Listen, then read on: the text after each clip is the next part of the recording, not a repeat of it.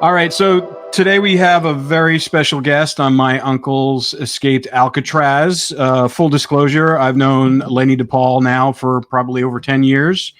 He's retired U.S. Marshal. Some people might recognize him from the A&E show Manhunt that was on a while ago, where he was the kind of lead. He was the lead for the New York area, the tri-state area, maybe even the whole East Coast. I'll let him tell you what his capacity is. But we wanted to bring Lenny on because he was a former U.S. Marshal to kind of give us some context, both from the past and also from the present, on how, if there were a prison escape like that today on something like Alcatraz, what his plan would kind of be and what he would kind of direct his agents and marshals to do. So Lenny, thank you for being on. It's great seeing you. It's been a while. So Lenny, just for our listeners, kind of give us your background so they have some context to who you are, even if they don't know who you are. The government owned me for about 36 years. I started with the United States Navy right out of high school. I was 17 years old. I spent 5 years active duty there. I applied for a job with the United States Secret Service. I was hired. I spent about 5.5 years in Washington, D.C., 3 years at the White House with President Reagan, which was pretty interesting. However, I had some colleagues that went over to the U.S. Marshal Service, and they had called me one day and said, "Hey, you got to come over here. This is a great job." I said, "What the hell's a U.S. Marshal?" I had no idea. And so they explained, "Look, we're chasing human beings for a living. We're not spending 3 to 6 months on trial. It's good stuff. You should consider it." So I did. I applied. I was able to get a lateral transfer over to the U.S. Marshals. I was stationed in New York, and I spent 3 decades hunting down violent felony fugitives. Post 9/11, the FBI was focusing on domestic terrorism, and rightfully so. Congress felt it necessary to establish permanent fugitive task forces throughout the country. So the New York, New Jersey Regional Fugitive Task Force was the flagship, or the model, if you will. I was the commander there for a long time, till I retired a few years back. But the specific language from Congress was to target the most dangerous, violent felony fugitives, terrorists, and they listed them: terrorists, murderers, rapists, sex offenders, gun runners, drug runners, the worst of the worst. So we were averaging anywhere from 100 to 110 arrests a week just in my region alone of violent people. They were all averaging 5 to 8 prior arrests. So they were pretty bad guys and girls. We had a big task force. We still do. It's the largest of its kind in the world. We have 380 full-time investigators from over 90 different federal, state, and local agencies. So we hit the ground running. I mean, the funding was there, manpower, state-of-the-art equipment, and that force multiplier and getting the job done at the speed of the internet proved valuable over the years. And like I said before, I wish we had this concept back in the 1960s when they had those guys jump over the fence there at Alcatraz and dive in the water. Do you know what their capacity was back then? The Marshals' capacity was back in the early 60s. They were still riding horses, from what I understand. Now we're flying fast helicopters and planes. I mean, they didn't have the technology that we have nowadays. The obvious digital footprint's not in play. Cellular intercepts, things we do with technology is fascinating. It's forever evolving, but we were always ahead of the curve on that stuff. From when beepers showed up, to BlackBerries, to the Nextels, to cell phones. Our technical operations group, our electronic surveillance units, our financial surveillance units, you need provisions, you need money, you need cash. So all of these tools, if you will, that an investigator has, a fugitive investigator, is very valuable. Back in the 1960s, it was a little different. I'm sure I wasn't around then, but I can only imagine. Yeah. So pretty much, I mean, people still escape from prison regardless of what, it still happens, which I think is amazing. I spent a lot of time, doing documentaries inside prisons with a series called Lockup. So, I've seen all the prisons all over the country, the Supermax to the old fashioned kind of like jails that they still have and prisons that they still have around. But, it's interesting that still happens every once in a while. But obviously with the technology that, the Marshals have now, the window of time that these people are out on the lam is much shorter. But I mean, how does that I sent you some information about the Ken and Mike's book, just kind of a thumbnail sketch. I mean, based upon what you read and what you know about this, I mean, what do you think about how these guys got out, and and the level of commitment? And to me, I think it's the way they did it, the genius of how they were able to get out and plan this whole thing. Well, you mentioned escape cases. I've worked a few of them in my career. Recently, I don't know if you remember the Dannemora, the two that escaped state New York, Matt and I forget their names. But anyways, it was a similar escape. The way they put this thing together and crawling through pipes and leaving smiley faces at the other end. The problem with them is they groomed a woman that had worked there, and she was supposed to pick them up when they popped up on the other side of the fence in a sewer cap. But she had a panic attack the night before, and she didn't show. So now they zigged when they should have zagged, and they survived for a few days out in the woods, but it didn't end too well for either one of them. As far as the escape on Alcatraz and what was put together, you know what? In today's climate, today's world, I should say, regardless of who it is and when it was, you got an escape case. You got an intense manhunt going on from Jump Street. As soon as somebody, the alarms start going off and geez, we got somebody just jumped over the fence. It's a full court press. I mean, it's all hands on deck. So you got that intense manhunt going on, but you also have a fugitive investigation going on behind the scenes. That's critical. That's important. These people that do this for a living, I mean, they're pretty good at it. I mean, the US Marshals Service is the premier agency in this country in finding people, and rightfully so. I mean, I don't beat my own chest, but we're pretty good at what we do. And when you do it 7 days a week, holidays, weekend, you get, I couldn't do a bank robbery case. I'm not an FBI agent, DEA, drugs. I mean, but when it comes to finding human beings, and what the assets that are afforded to these investigators, especially nowadays, it's tough to stay on the run. I mean, I always say you can run, but you can't hide. And when you run, you only go to jail tired.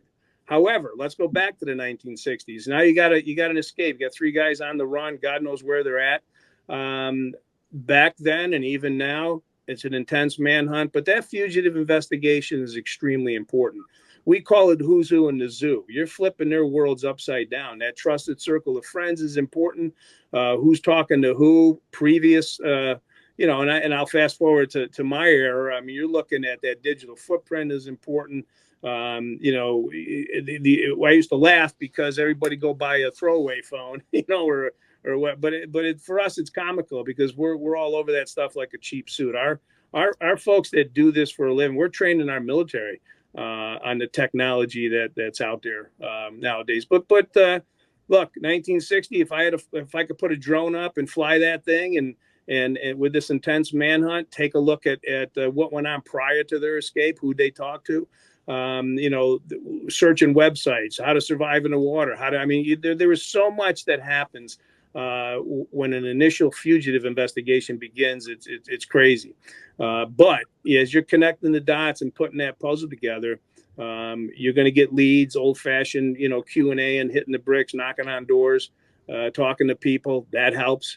What kind of conversations and who visited them in jail. I mean, that's why these joint task forces are so important. We'll have the Department of Corrections on board, paroles on board. We'll all come to a big kumbaya in the conference room and say, okay, parole, was this guy ever on parole? Yes, he was. Give me what you got. How about the jails? Department of Corrections, who visited him this past year? Give me the list of people. So you're getting leads that are coming in wheelbarrow loads with that kind of stuff. Back in the 60s, I mean, they didn't have that luxury. How are they going to communicate back then? There were landlines. There were no cellular. There was nothing. Now they try to hide this stuff. I remember the calling cards. As this stuff evolved, like I said, we were way ahead of the curve on this stuff. And I can give you examples on how we used to get onto people's pagers and calling cards and the technology that was out there. Nextel, cellular intercepts, following that trusted circle of friends.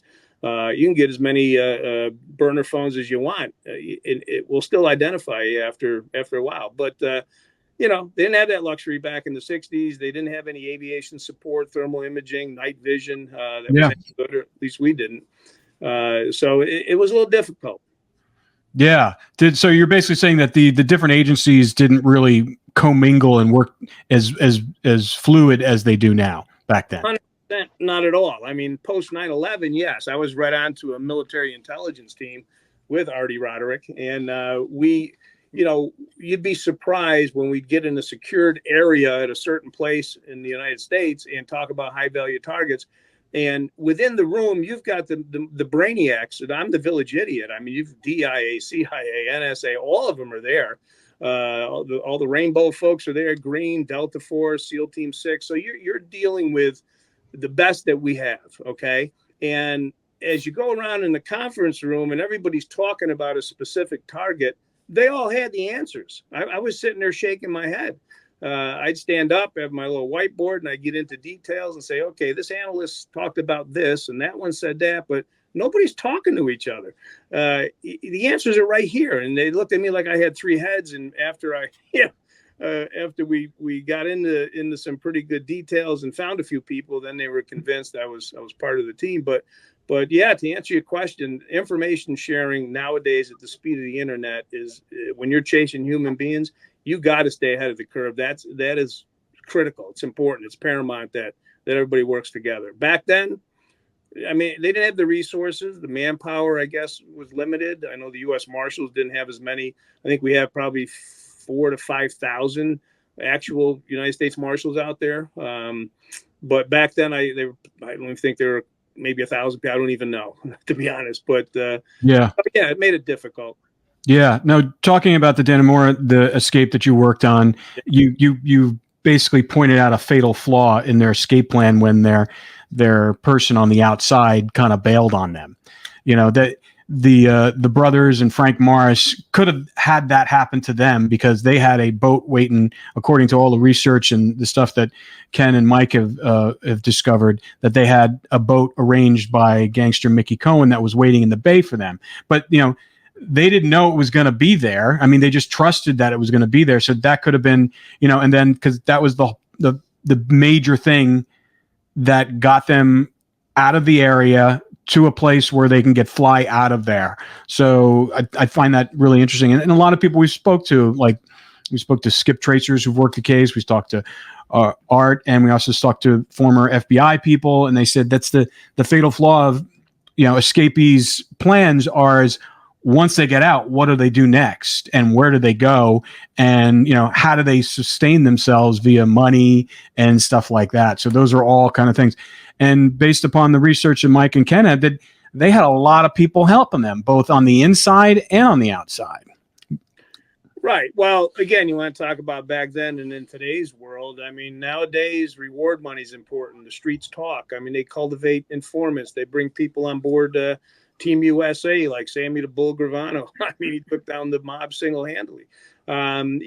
Yes, I think that back when they devised this plan, or when they come up with this plan, and who helped them, who assisted them, anything could have gone wrong. You mentioned Dannemora. I mean, they all plan on how to get out, right? I mean, it's all, hey, we'll do this, we'll zig when we should have zagged. But once they get out there, do we have a plan B or even a plan C? No.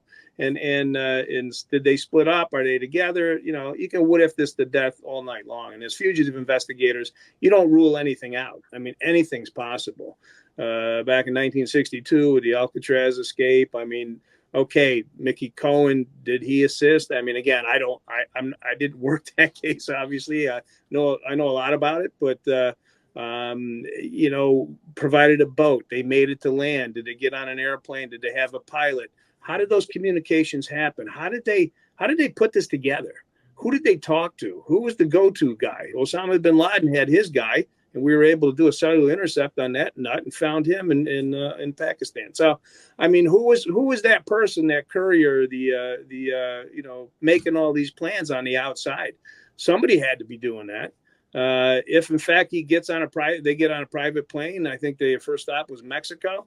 I mean, right now we're on the ground with several agents in Mexico City. Red notices are in place. Interpol is up and running. We have 186 countries on our side right now. Treaties are in place. I don't know if there was a treaty in their alleged final destination in Brazil or not back then, but we got a lot of cooperation in South America all over the place. It's kind of funny. I did a show called Hunting Hitler for the History Channel. We shot 3 seasons, and I was all over South America and Chile and whatnot. And you'd be surprised the people that really want to assist and help when others are on the run. Even in the Panhandle, you go down in Costa Rica and in those areas, we have a lot of eyes and ears out there with the help of the internet, with the help of social media platforms. The media's on board. You plaster somebody's face. These 3 guys, if they hit the water back nowadays, who knows what would have happened. I would say it'd be a matter of time that we found all 3 of them. So yeah, in the 1960s, didn't have that luxury, didn't have those capabilities, definitely didn't have the technology to assist. We didn't get that cooperation globally like we do nowadays. And again, when you're putting that puzzle together and connecting the dots, who's coming on board Team USA, who's helping out, who's informants, who's getting paid reward money. The streets talk, like I said. So, not a lot of that happened, I don't believe, back in the 1960s. Yeah. No, I can understand that. And then as far as what we're really curious about is because both Mike and Ken have unearthed, and I'll let Ken kind of step in here, talk about some of the documents that you guys found that kind of, you were getting 2 answers from the government saying that they didn't feel that they made it, or they were pretty determined that they didn't make it. They didn't make it out of the bay. Yet there were documents displaying that they more than likely made it to South America.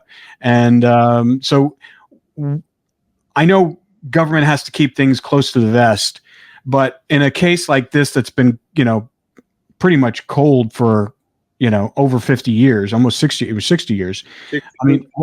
I mean, how long does the marshals and the government, how long do they hold on to this theory, and or how long do they hold on to cases to the point? I mean, we had Art on, and Art said, listen, if we did find them, even if it was like 10 years ago, nothing probably would have happened to them. It's just almost like they just want to close the book on this case.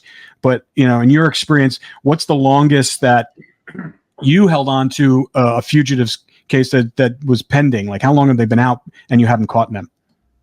Frank Matthews, perfect example. He was the heroin guy, and in fact, they did a movie about him. Well, actually, they called him Frank Lucas. It wasn't Frank Lucas. It was Frank Matthews. Ran the heroin operation up in Harlem. I had his case, and that's still open. So he's been out there since the 1970s. How long do these cases stay open? Forever. They never close them unless they can get a U.S. attorney to somehow say, okay, listen, in this case, and Artie's right. I don't think anything would happen to these guys. Is the warrant still active? Yes. It's an escape case. It is. Who's going to charge them? What kind of witnesses do we have? What kind of? I don't see it going anywhere. So, but you never know. But to answer your question, these cases stay open forever. They've got cases that are still pending, cold cases. You have to do your due diligence every 6 months or whatever, and as an investigator. But yeah, I had Frank Matthews for a long. Pablo Escobar, I had his case until what happened to him. But he was out there for a while. I mean, I've worked fugitive cases forever. So yeah, they don't go away. What the Marshal Service does nowadays, as opposed to back then, they have a major case squad. They have the top 15 fugitives out there where you get a lot of manpower, money, resources dedicated to these specific cases. These guys aren't on their top 15 fugitive board. So, it's there. There's a lot of things that happen within the agency when high profile cases, media attention cases happen. You got phones are ringing, congressmen are calling, family members are, making, so they put the pressure on you to do a full court press to try to figure out where these people are. And again, like I said, nowadays, if this would have happened, it's tough to stay out there. It really is. Yeah. Ken, do you have any questions for Lenny? Well, yeah, the one thing that really kind of stood out as he was talking about cases that he's worked. What I find really fascinating about this Alcatraz case is that it took over 15 years for the FBI to ever bring the US Marshals into the case. For whatever reason, the escape occurred in 62, and the Marshals didn't even get called into the case until 79. So, I mean, that wouldn't even be heard of today. I mean, I'm sure Lenny would probably agree that if an escape occurred from a prison, even if it's a federal prison, the FBI might be involved for a few days, but at some point in time in the very near future of that escape, the U.S. Marshals are involved. So, asking Lenny, what do you think took so long for the FBI to bring the U.S. Marshals into it? Ken, that's a great question. I've been asked that. I can't tell you how many times. The FBI hasn't found a microphone they haven't liked yet. They can't wait to announce the arrest of. Loved a lot of great men and women downrange doing God's work with us, but they are, they're not in the business of finding people. They couldn't find themselves in the mirror, and I'm not joking about that. They great people. Don't get me wrong. Dedicated resources and obviously got more money than God to do their job. But I'll give you a perfect example. Whitey Bulger, the FBI Whitey Bulger Task Force in Boston would not allow the U.S. Marshal Service on their task force. One of my guys, Neil, I won't put his name out there. He worked for me, ended up in Boston, and they finally convinced the U.S. Marshal, or the United States Attorney's Office, to put a U.S. Marshal on their task force, and they did. This particular person took all these boxes, blew the dust off everything, and he went through this with a fine-tooth comb. Long story short, and I don't care what anybody tells you, he's responsible for finding Whitey Bulger. It ended up there was a woman that kept calling America's Most Wanted, and he gets a hold of her. She was overseas, and she says, "I'm telling you, he's my neighbor." So, long story short, he does the right thing. He hits the ground running. He goes to Los Angeles. The bureau's like, no. Okay, we'll go with you. And sure enough, after a couple of days of intense manhunting, here he comes walking out of a bodega, I think, or something. So he sits next to him on an airplane for 6 hours, coming back to Boston, and he's telling me the story. And he says, "Lenny, this guy wouldn't shut up. You have no idea what he told me on that damn airplane." And he proceeded to tell me, a lot of great stories. I guess you call them great, that Whitey Bulger was into. But here's my point. The FBI, after how many years, and I know they had egg on their face, and I know there was some little bit of dirty play going on behind the scenes with some agents or whatever. None of my business. However, they didn't allow us to, to assist and help these people. Look, we're the premier agency in this country in finding people. Like I said earlier, I'm not beating our chest, but we're pretty good at what we do, Ken. What do you believe that maybe kind of gave them an edge a little bit as far as for being an escape that wasn't followed up? Because I mean, we've actually found documents in the FBI files that we've had access to that's unredacted, and there are people that they should have interviewed in the very beginning that they didn't interview. I mean, and they interviewed people that was just absolutely ridiculous. I get a case in point. I saw John working as a bellhop in New York City. I mean, and they went and interviewed the people. I mean, but then you had credible people that they should have interviewed that they just wrote off and said, this is just crazy, or whatever reason. But because they didn't do their job, to me, I believe that is what aided them and to get to the point or the place that they were at. Now, I agree. If the U.S. Marshals had been called in early, they probably would have done things a lot different. So to me, that was an asset on their side because they didn't have the U.S. Marshals. I mean, not only that, Ken, it's not that the FBI didn't do their job. They don't know how to do it. They're not in the business of being human beings. It's not their, that's not what they do. And again, it's something. It's like anything, whatever occupation you're in, whatever. When you do it all the time, you're going to ask the right questions. I mean, I'll go into an interview with a fugitive's mother, and my first question is, "Mom, if you knew where your son was, would you tell me?" What's she going to say? No, I wouldn't. Well, that tells me two things. She knows where he is, and now I got to take a hard look at her. So there's so many different facets of the investigation itself and how you should properly speak to people that you feel may have. And again, we'll go into a conversation with people and we'll know the answers to all our questions, obviously. So you're looking at nonverbal communications. You're looking at, the way these people are reacting and what goes on in an interview or an interrogation. The FBI, they're trained a little different than we are. We're on the street every day. I went to an FBI retirement party real quick, and a good friend of mine said to me, they were in a conversation before the party started, and he says, yeah, I mean, people just shoot, kidding around to the FBI. He goes, I never had my gun out of my holster. And he looked at me. He says, what about you? Well, have you had your gun out of your holster? I said, I have my gun out of my holster 10 times before lunch every day.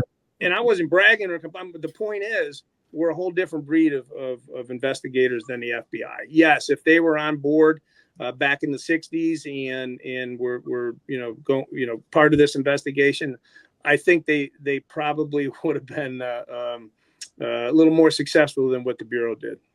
Yeah. Mike, you got any questions for Lenny? Well, one of the things that we've talked about a little bit on the show and was sort of brought up here is usually when an escape happens from a prison, as you said, they hop over the fence, they come out of a tunnel, and then it's a hot foot pursuit. They're on the ground. Maybe they have a car, but usually they're fleeing into the woods, trying to hide out, lay low. And then, of course, you surround the area and just tighten the noose until you catch them. You know generally their geography, and so they're relatively easy to catch because of that. This one is different in that, as we mentioned, they had the boat, picked them up in the bay, went to a local airport where Fred Breezy, who was a childhood friend of the brothers, they grew up with him, and he was one of the drug runners for Mickey Cohen. Flies him down to Mexico to Mickey Cohen's farm. They lay low there for a couple of years, don't go out. They just sort of hang out on the farm because they know they're wanted men, high profile escapees. And then in 64, when their other brother, Alfred, dies in prison under mysterious circumstances, they go down to Brazil because he was being interrogated by the FBI, and they don't know if he revealed the location because he knew where they were. And then they go down to Brazil because one of the things that Whitey Bulger, who was at Alcatraz at the time, he knew the brothers well, told them, if you get out, go to Brazil because there's no extradition from Brazil to the United States, so they can't bring you back. So the difference that I see in this case compared to most cases is they did have an escape plan once they got out, whereas a lot of them don't. They just sort of do it literally on the run. Whereas the brothers already had a way out to another country, and they already had a safe place to hide once they landed in that country, the farm, which is a rural area, and then they just didn't interact with the community, so they wouldn't be spotted. And so it's a couple of years before they go down to Brazil, so they sort of fall off the face of the earth as far as the authorities are concerned. They don't know where to look. I mean, they did go to Mexico. There were rumors about Mexico. They couldn't find them. There were rumors in Brazil. They go down there. They can't find them. But the brothers, the intelligence that they had was they did not interact with the community. They stayed to themselves so that people couldn't identify him. And for Whitey Bulger, he was on the run for 16 years doing the same thing. He laid low, and they finally had to go to his girlfriend to catch him. They couldn't catch Whitey Bulger. Well, it's funny. I just want to point out that it was 15 years before they brought in the US Marshals to look for the Angland brothers. 16 years before they brought your friend in. It's like is that the time period they'd wait? Well, apparently. I mean, Mike, that all makes sense, Mike, what you're saying. Again, I had probably 12 questions as you were talking. I look at the world a little different, obviously, from what I did for a living. But, questions are, how does the brother know where they are in prison? Who's telling him this? How does this pilot know where to? I mean, there are so many. We could what if this to death all night long. Well, the connecting person for this whole thing that we haven't mentioned was the other brother, Ken's Uncle Man, Robert. He was the go-to person. He was the one that was communicating with Whitey Bulger, with Mickey Cohen. I'm sorry, not Whitey Bulger. Mickey Cohen and the brothers, both John and Clarence, and Alfred, who was at another prison at the time. He's a family member. It's kind of like Saddam Hussein when he was in power. Who did he keep closest to him? Family, the tribe.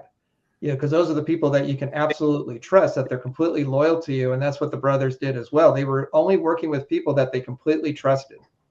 Well, that's it's funny you say that. And I talked about a trusted circle of friends, and that who's who in the zoo, we like to call it.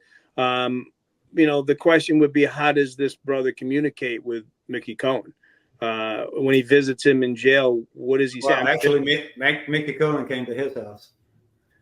So Mickey Cohen wasn't in custody at the time. Well, so this is an interesting story. So, back in the like 61, Mickey Cohen is he's brought up on tax charges by Robert Kennedy and JFK, John F. Kennedy, and he's sent directly to Alcatraz. Normally you would go to another prison, and then at some point in time you're a flight risk, or you're a person they can't keep under control, and that's how you actually wind up in Alcatraz. But in Mickey Cohen's case, he was sent directly to Alcatraz. Well, he's in there, and his lawyer goes and gets a bond signed by the Chief Justice of the Supreme Court, Earl Warren, who signs his bond, and he leaves Alcatraz for 7 months. He was working with John in the clothing room prior to that, but he left for 7 months. And when he comes back, which is in late April of 62, the escape occurs just a few weeks later. When you mentioned the boat, when they got out and a boat picks them up, who picks them up in the boat? Well, so now this is where I was talking about the FBI. So that night that the escape occurred, there happened to be a San Francisco police officer who just happened to be down at Marina Green. He had just finished his second shift. He was about to go home. He was down there smoking. And he sees this boat out in between Marina Green and Alcatraz. And this is his description. And we actually interviewed him before he died. He said that the boat was just kind of hovering out there, wasn't running, no engines was running. The lights were flickering on and off like they had, like they were having engine problems, electrical problems. And then he said all of a sudden this flash, this big, huge floodlight went out, came on, and shined out across the light of water across toward Alcatraz. And then it was on for a few minutes. It went off. And then all of a sudden the engines fired up and they started putting out toward the Golden Gate. And he lost the sight whether or not they went north or south after they went up under the bridge. Now, the very next day, when the escape is blasting all over the news, he goes, "Oh my gosh, I wonder if this boat had something to do with it." So he, as a good cop, he notifies his supervisor. His supervisor notifies the FBI. Now, what do you think the response of the FBI was to him? They actually started accusing him, right, participating in it, and actually and this is his own words, what he told us. They eventually came to him and said, "What can we do to make this go away?" Now, why would you do that? Why would you take your best lead, and it's only just a couple of days, from the escape, and they don't even want to talk to him? Nah, if he's a dirty cop, he's not gonna even say anything. I mean, that was did the timeline fit though? Yes. So these, my uncles, along with Frank Morris, they used the prison boat that was leaving at 11 o'clock to allow it to pull them on a raft around the corner of the island, which they would then let go and the currents would take them out. This is the exact same time frame that Officer Chechi sees the boat and doesn't realize what's going on. He doesn't realize there's an escape in progress. Right. That's one of the other things that he said about that event was when he saw the boat, it immediately drew his attention. It was very suspicious to him. He said that if he had been on duty, he would have called the Coast Guard to go and investigate why this boat was there, because it was acting very suspiciously, but he was off duty and he didn't have any ability to communicate. And, of course, the boat disappeared in the dark. So his spidey senses were already alerted to this was not normal. Who sets up the boat? Well, so Mickey Cohen finances the whole process. In fact, we actually have an FBI report that even says it. So that's inside of the Alcatraz files. So Mickey Cohen is the one who financed it. When he was out for those 7 months, we don't know if it was actually him or one of his people that worked with him, traveled down to Ruskin, Florida, where the Angland family lived. And they met with Robert Angland, which we used to call him Uncle Man. And he's actually in the FBI files also. And he, working with two of my two of my aunts, two of his sisters, and Fred Breezy, who was actually flying at that point in time. And they actually set this process up. They set the people in place. Two of my aunts, very few people know this, but the FBI, it is recorded in it. They were out in the San Francisco area during the time of the escape. They actually participated in part of it. Once the boat picked them up, and like I said, Mickey Cohen financed it. I actually have an uncle who was the one driving the boat, and they ferried them just right around the corner to a harbor called Half Moon Bay, which is where they unloaded them. There's a private airport sitting right there, unmanned. Even still to this day, there is no tower. It's not even manned. And Fred Breezy was waiting there, well, with a twin engine airplane, which took them, and this is his own words now that he tells us, that around 10 o'clock the next morning, they had just landed just north of Mexico City to refuel the plane when they actually heard over the radio the escape, being announced. And he even corrects himself. He said, well, actually, it was 11 o'clock back home. So he even takes into account the daylight savings time that Mexico doesn't observe, that the United States does observe during that time frame. But he flew them to that farm that Mickey Cohen owned. They had actually been there before. It wasn't the first time. If you read our book, now I know I'm throwing a lot of stuff out, but if you go and you read our book, we go into very detailed timeline sequence of events that will make a lot of this will make sense to you. Was he flying under the radar? Do they have flight records? Oh my gosh. Fred Breezy used to be nicknamed Waterbed Fred when he was flying drugs out of Colombia into Florida. He would fly that plane nonstop all the way from Bradenton, Florida, all the way into the tip of Colombia. And the reason they call him Waterbed Fred, he figured out how to take back then. You remember those old waterbeds that people used to have? Well, he took it as a membrane or as a fuel cell, and he put it in the back of the plane. And he filled it full of fuel, and that's what he used to have extra fuel as he was flying. Oh, and he got the nickname Waterbed Fred for that for that usage. So you interviewed this pilot, you said? Yes. And where does the pilot come? How'd you know about the pilot? How'd you know about the plane? Well, actually, now I'm asking questions, Rob. What's that? I want my lawyer. Where's my lawyer? Could you speak really loud, Mike? No, I'm kidding.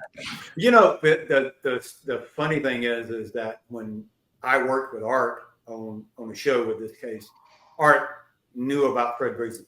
I mean, this wasn't new to the US Marshals. No, they already had a radar on him at one point in time. He was actually he was wiretapped back in the 76, right after he crashed his plane trying to land with a bunch of drugs on it. But he was wiretapped, and they found out that his group of people was large. I mean, it wasn't just him. In 76, whenever they did catch him. Did he get arrested? Yes, he did. He actually wound up spending 10 years in a Florida prison.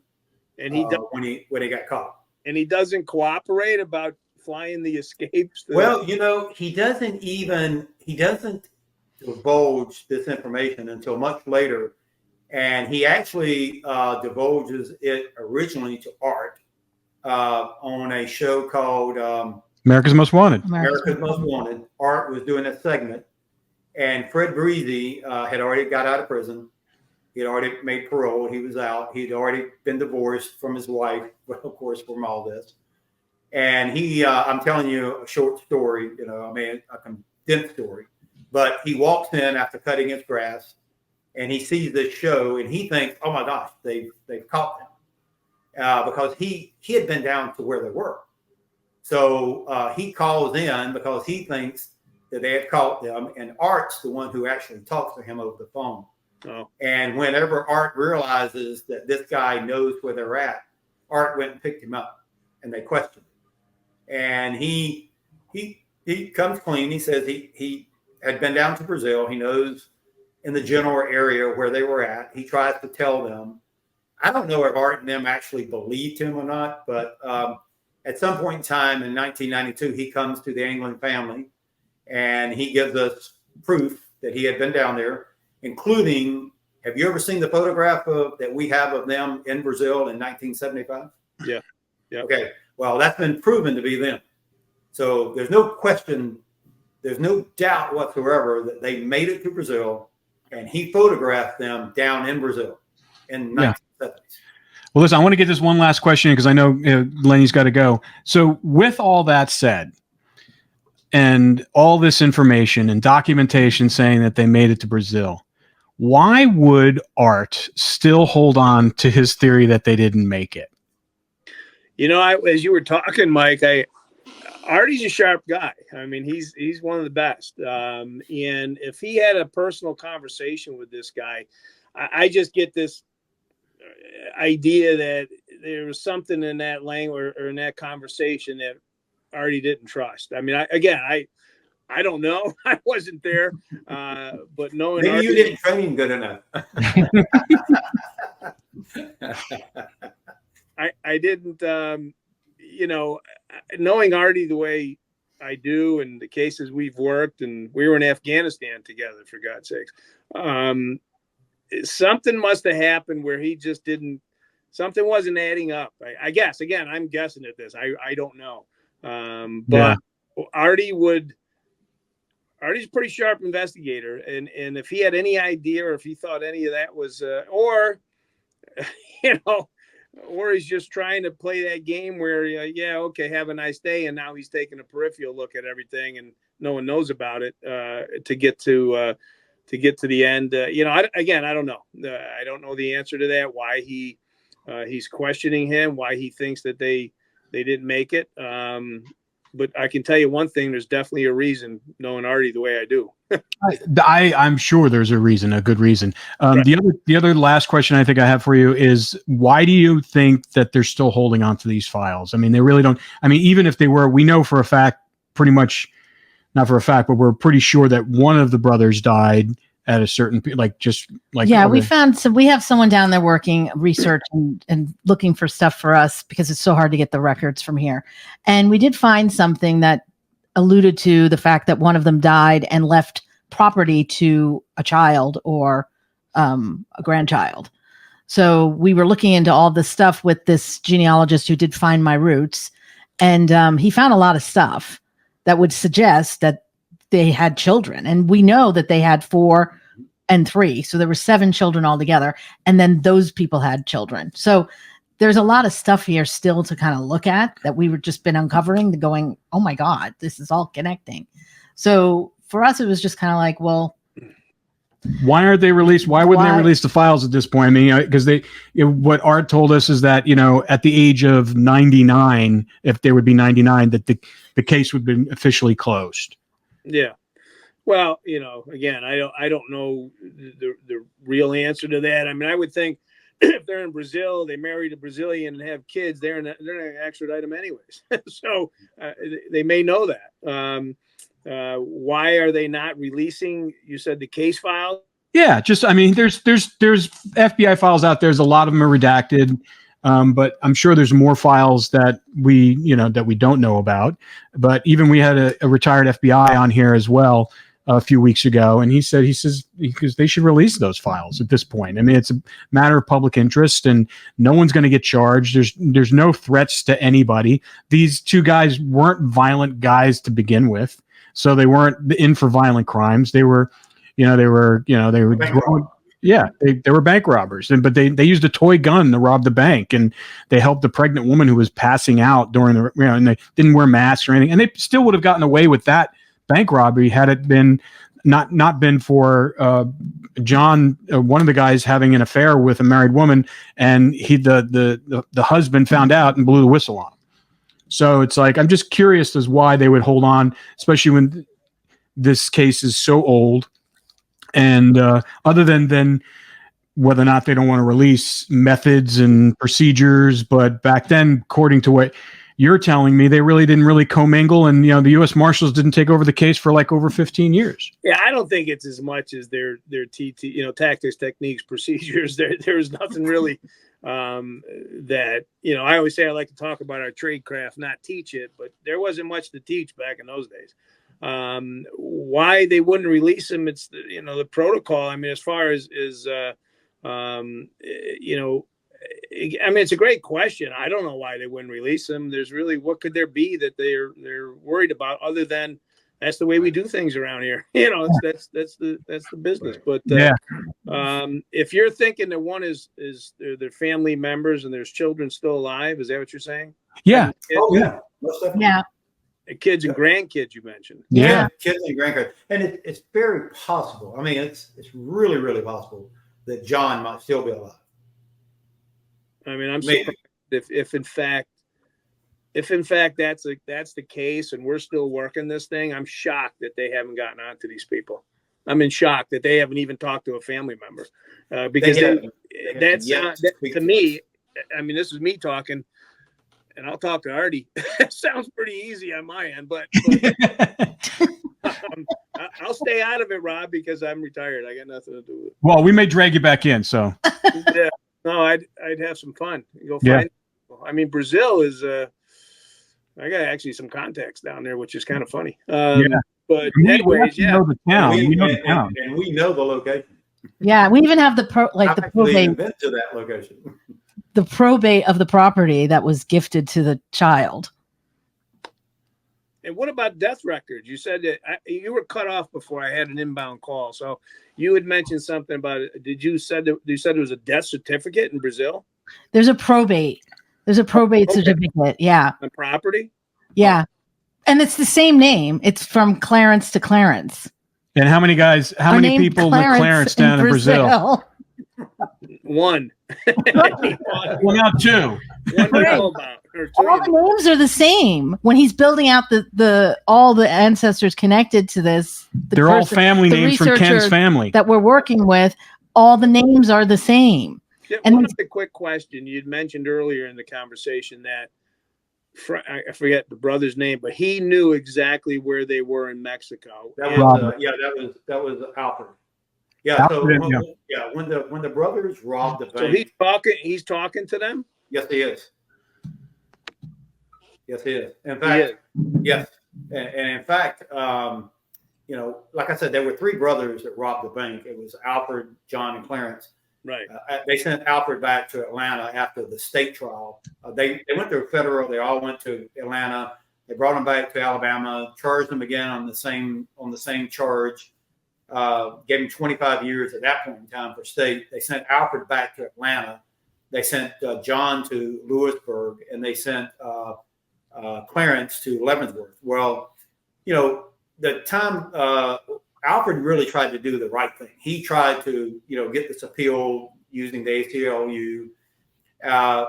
John tries to escape out of Lewisburg, and he gets sent to Leavenworth with Clarence. And then they both tried to escape out of Leavenworth, and that's what landed them in Alcatraz. But at some point in time, the brothers, they were still writing back and forth to each other. Well, the brothers write to Alfred and somehow in code tell him that they are planning an escape from Alcatraz. He knew about it even before it happened. He said he didn't give a much. We have letters where this has occurred, and he said he didn't give it much hope that they could do it. And then right after that, he's sent to Kilby State Prison to. It's not quite clear if he was finishing up his federal time or whether or not he was actually starting his state, because the state said you couldn't serve the time concurrently. And he was only out of a 15-year stint. He had only done 5 years in federal. So while he was there, the same brother who coordinated all this stuff that was on the outside came to see him, and he told his brother, I had gotten contact from our brothers. I'm speaking for him. I got contact from our brothers, and I know where they're at. And if I make parole in January, he's coming up for parole in January. This is November. He was going to go join them. And then in December of that same year, my mom, my dad, me, and my sister went to see him in prison, Kilby Prison.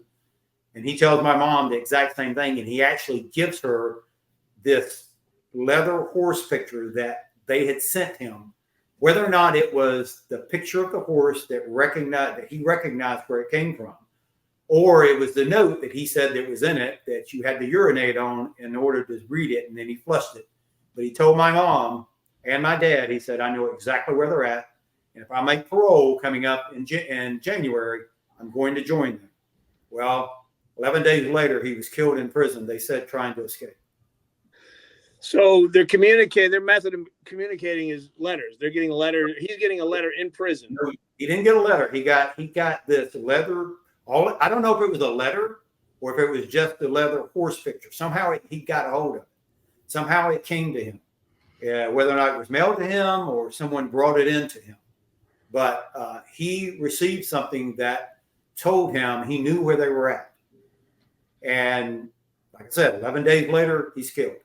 You think somebody, I don't want to say whacked him, but I will, in prison? I will say because he was when he was in Atlanta, he was part of the MK Ultra drug program that was there, along with Whitey Bulger. They both knew each other. And then when he came to Kilby Prison, I have a newspaper from the Kilby Prison that the prisoners did on a weekly basis. My mom happened to grab one when they were there. And that very next week, the same doctor that was doing those drug programs in Atlanta was starting that same drug program at Kilby Prison. And of course, they have an electric chair there that was well known called the Yellow Mama. Alfred was killed by being electrocuted. Now, you tell me what happened.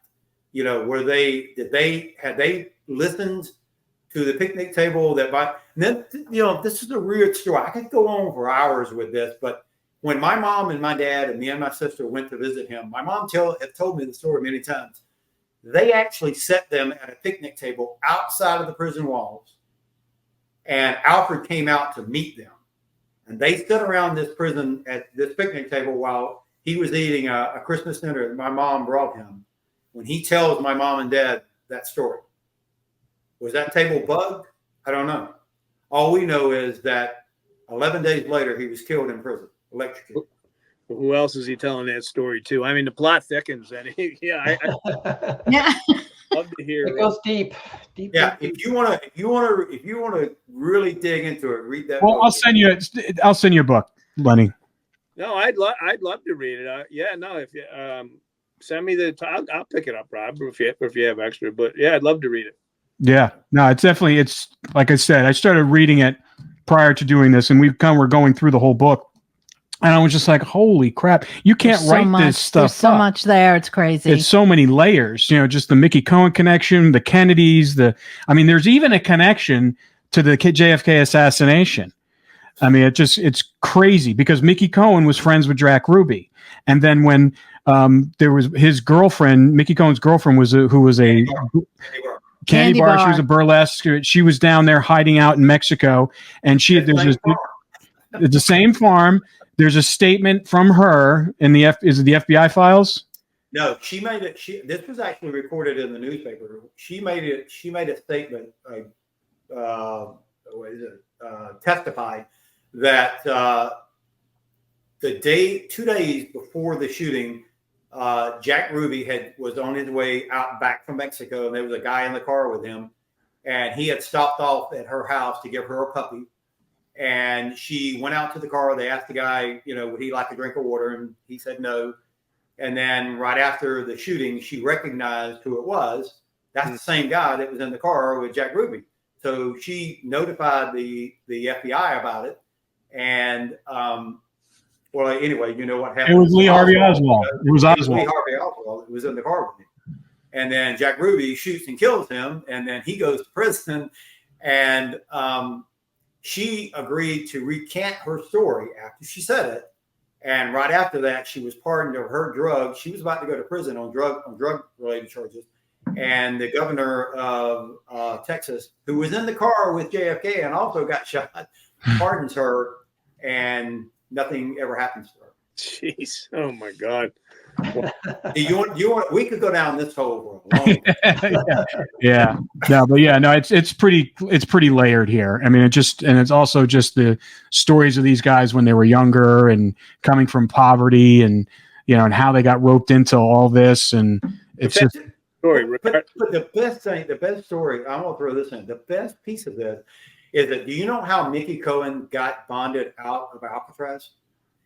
The Chief Justice of the Supreme Court is the one who signed his bond, Earl Warren.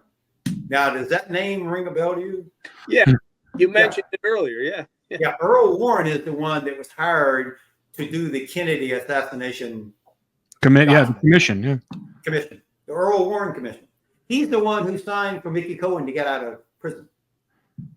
Have you ever heard of a Supreme Court justice signing anybody's bond to get out of prison? It doesn't work that way. Well, it did in 1962. Yeah. Well, I mean, Art brought up something really interesting. I don't know the Art or it was Stewart saying that by having him do that, it just eliminated anybody who wanted to try to appeal it. Because where are they going to go? That's right. Where are they going to go? How much higher can you go than him? No appellate court would entertain it. You're right. Exactly. Absolutely. Yeah. That's Crazy, a fascinating story. Regardless of what happened to these guys, they escaped. I get it, but you know what? It's a fascinating story. So I'm looking forward to reading the book. Great. Well, listen, Lenny, thank you so much for being on. Lenny. Great reconnecting with you.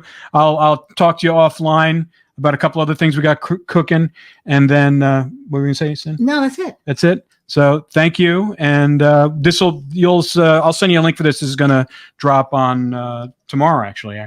No, it's good. And guys, nice meeting both of you. Nice meeting you too. Great work. I could have used you on my team years ago. You couldn't afford it. Cindy, yeah. Bye. Nice Take to care. see you. Take care, guys. Bye.